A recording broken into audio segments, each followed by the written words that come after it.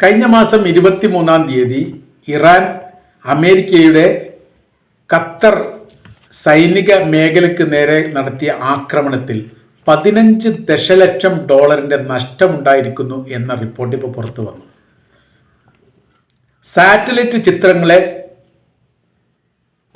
ആസ്പദമാക്കിയിട്ടാണ് അന്താരാഷ്ട്ര മീഡിയകൾ ഈ വിഷയം പ്രാധാന്യത്തോടു കൂടി പുറത്തുവിട്ടിരിക്കുന്നത്.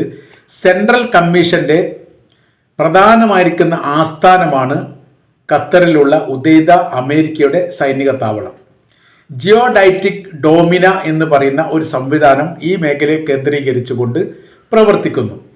അത് ആശയവിനിമയ യന്ത്ര സംവിധാനത്തിൻ്റെ ഗോപുരമാണ് ഈ പറയപ്പെട്ടത് തകർന്നത്. അത് അപ്പാടെ തകർന്ന് നിലം പൊത്തി എന്നുള്ളതും കരിഞ്ഞ രീതിയിലുള്ള ഒരു ചിത്രങ്ങൾ മാത്രമാണ് ഈ മേഖല അല്ലെങ്കിൽ ഈ സ്ഥലം കേന്ദ്രീകരിച്ചുകൊണ്ട് സാറ്റലൈറ്റിന് പകർത്താൻ വേണ്ടി സാധിച്ചത്.